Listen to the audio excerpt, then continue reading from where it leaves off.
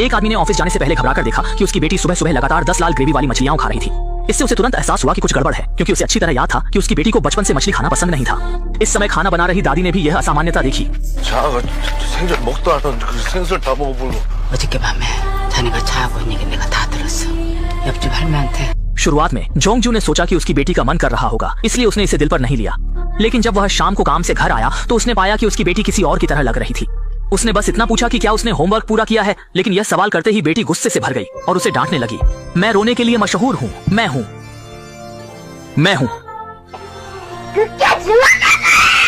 ये देख जोंगजू हैरान रह गया। उसकी बेटी का यह व्यवहार मानो किसी दुष्ट आत्मा ने उसे जकड़ लिया हो।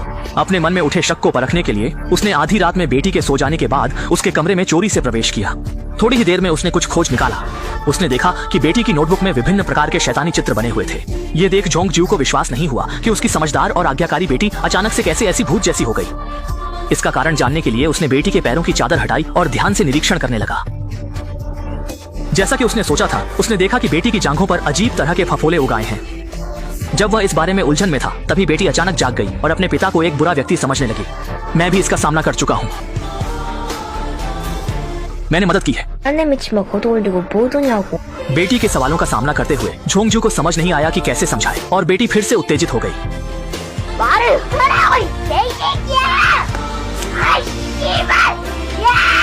यह देख जोंगजू डर से कांप गया और बेटी ने उसे 5 घंटे तक डांटा और यहाँ तक कि उसे मारने की धमकी भी दी।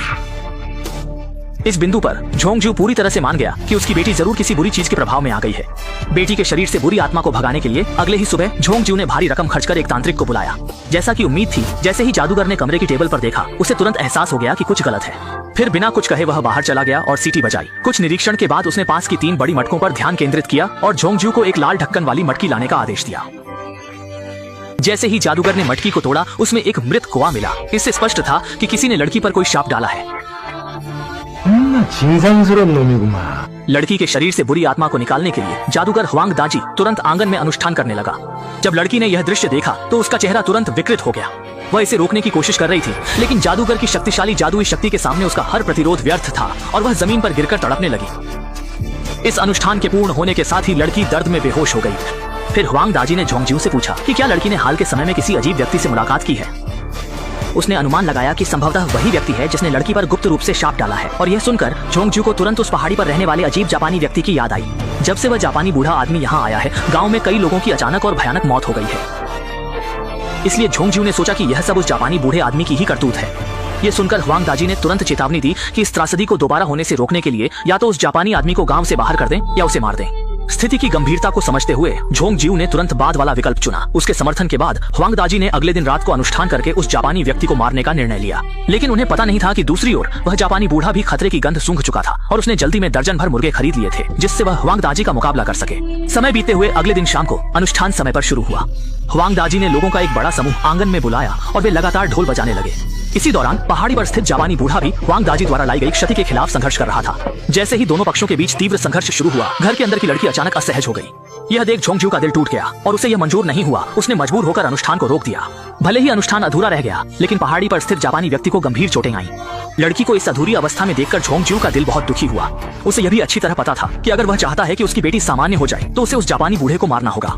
यह सोचकर अगले दिन उसने अपने कुछ अच्छे दोस्तों को बुलाया और पहाड़ पर जाकर उस जापानी बूढ़े को मारने का निर्णय लिया।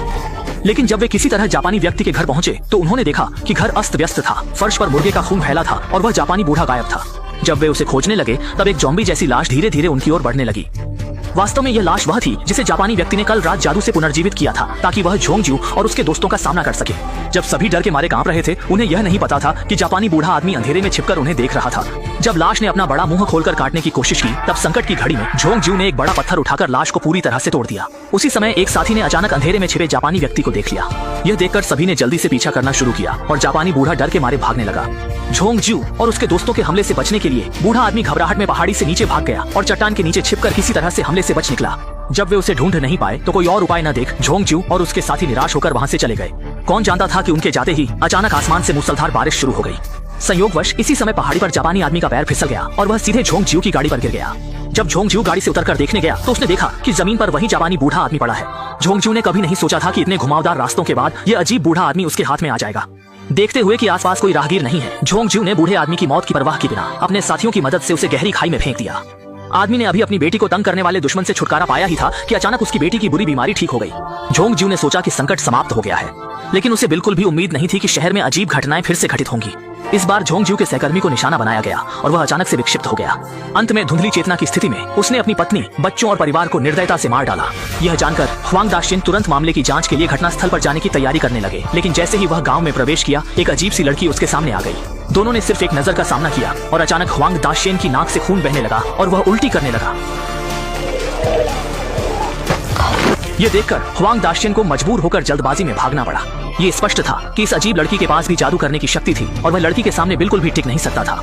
अपनी जान बचाने के लिए हुआंग दाशिन को अपने सारे सामान के साथ शहर छोड़ना पड़ा, लेकिन जैसे ही वह रास्ते में था, अचानक लाखों पतंगे उसकी कार की विंडशील्ड पर जान जोखिम में डालकर टूट पड़े। इस पर उसने तुरंत अपनी कार को सड़क किनारे रोक दिया, लेकिन जब वह नीचे उतरा तो देखा कि पतंगे अचानक गायब हो गए थे और विंडशील्ड भी पूरी तरह से साफ थी। तभी हुआंग दाशिन को एहसास हुआ कि पतंगे उसकी भागने की कोशिश को रोक रहे थे। लाचारी में उसे फिर से उसी स्थान पर वापस जाना पड़ा। इसके बाद उसने झोंगज्यू को फोन करके कहा कि वह तुरंत वापस जाकर अपनी बेटी का ध्यान रखे, क्योंकि उसकी बेटी खतरे में है। और उसने कहा कि उसने अपनी कमजोर नजर से गलत भविष्यवाणी देखी थी। वास्तव में वह जापानी बूढ़ा निर्दोष था और वही सफेद कपड़े वाली अजीब लड़की ही इस सब के पीछे का असली अपराधी थी।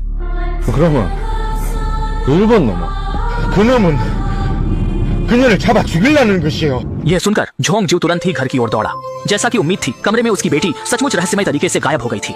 ये सोचते हुए कि हुआंग दाशिन ने पहले कहा था कि वही सफेद कपड़े वाली अजीब लड़की ही असली अपराधी है, इसलिए झोंगज्यू चारों ओर उसकी तलाश करने लगा। कुछ ही देर में वह उस डरावनी लड़की से आमना सामना कर बैठा, जिसके बारे में हुआंग दाशिन ने बताया था। वह अभी ही पहुंचा था। वह अपनी बेटी के ठिकाने के बारे में पूछने ही वाला था जब लड़की ने उसे चेतावनी दी कि झोंगज्यू कभी वापस न जाए, नहीं तो उसका पूरा परिवार दुखद मौत मरेगा। इस बात से झोंगज्यू को फौरन उलझन महसूस हुई। वह समझ नहीं पा रहा था कि वह घर क्यों नहीं जा सकता। तब महिला ने बताया कि पहले उसने जिसे खाई में धक्का दिया था, वह जापानी व्यक्ति मरा नहीं था, क्योंकि वह अमर शरीर वाला राक्षस है। उसकी बेटी को राक्षस ने मानसिक रूप से नियंत्रित करके गायब कर दिया था और वह यहाँ इसलिए है ताकि राक्षस के आने का इंतजार कर सके।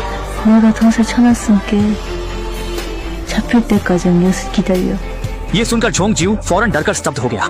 उसके प्रतिक्रिया देने से पहले हुआंग दाजियान ने उसे दोबारा फोन किया और कहा कि वह लड़की की बात पर कभी विश्वास न करे और झोंगज्यू को तुरंत घर लौटने का इशारा किया, नहीं तो उसकी बेटी का खून बह जाएगा। लेकिन लड़की ने उसे बताया कि वह हुआंग दाजियान की बात पर बिल्कुल भी विश्वास न करे, क्योंकि हुआंग दाजियान और जापानी व्यक्ति एक ही जैसे हैं। अब एकमात्र तरीका यही है कि गांव के बड़े मुर्गे के 3 बार बांग देने का इंतजार किया जाए, तभी राक्षस का खतरा समाप्त होगा और झोंगज्यू घर लौट सकेगा। ये सुनकर झोंगज्यू बहुत उलझन में पड़ गया, क्योंकि दोनों की बातें विश्वसनीय लग रही थी और वह तय नहीं कर पा रहा था कि किस पर विश्वास करे। जैसे ही वह इस पर बेचैन हुआ, लड़की ने उसका हाथ कसकर पकड़ लिया। इस समय झोंगज्यू ने डर के साथ देखा कि लड़की का हाथ असाधारण रूप से ठंडा था। उसने तुरंत समझा कि उसके सामने खड़ी लड़की ही असली राक्षस है और इसी कारण उसने दृढ़ता से हुआंग दाजियान पर विश्वास करने का निर्णय लिया। वह बिना समय गवाए घर की ओर तेजी से बढ़ चला। लेकिन झोंगज्यू को यह नहीं पता था कि उसकी बेटी पहले ही घर पहुंच चुकी थी और वह भूखे भूत की तरह फ्रिज से खाना निकालकर खाने लगी। जैसे ही परिवार अचंभे में था, लड़की ने मेज पर रखी फलों की चाकू की ओर देखा। जब झोंगज्यू घर लौटकर आया, तब तक सब कुछ बहुत देर हो चुकी थी। घर के अंदर पहले ही खून की नदी बह रही थी। परिवार के सदस्य खून में लथपथ पड़े थे और लड़की जमीन पर बैठकर चुपचाप आंसू बहा रही थी। वह समझ नहीं पा रही थी कि उसने सब कुछ इतनी स्पष्टता से बताया, फिर भी झोंगज्यू ने उस पर विश्वास क्यों नहीं किया। उसी समय पहाड़ी पर मौजूद जापानी व्यक्ति पूरी तरह राक्षस में बदल गया। अगले दिन जब हुआंग दाजियान झोंगज्यू के घर पहुंचा तो उसे कोई आश्चर्य नहीं हुआ, मानो यह सब उसके अनुमान के अनुसार था। वह बिना भावनाओं की एक तस्वीर खींचता है और फिर शांति से मुड़कर चला जाता है। असल में हुआंग दाजियान शुरुआत से ही जापानी व्यक्ति के साथ मिला हुआ था। वह जापानी व्यक्ति को घटनास्थल की तस्वीरें प्रदान करने की जिम्मेदारी निभा रहा था और जापानी बूढ़ा व्यक्ति लोगों को नुकसान पहुंचाने के लिए जादू का इस्तेमाल करता था, जबकि हुआंग दाजियान केवल धन के लिए ऐसा कर रहा था। पहले हुआंग दाजियान ने जो भूत भगाने की रस्में की थी, वह भी केवल दिखावा था। उस समय जापानी व्यक्ति दर्द महसूस कर रहा था, क्योंकि रहस्यमय लड़की छुपकर उसके साथ लगातार संघर्ष कर रही थी। वास्तव में रहस्यमय लड़की ही असली अच्छी इंसान थी, लेकिन झोंगज्यू ने उस पर विश्वास नहीं किया और हुआंग दाजियान की बातों पर भरोसा किया, जिसके परिणाम स्वरूप परिवार का विनाश हो गया और इसी के साथ फिल्म का अंत होता है।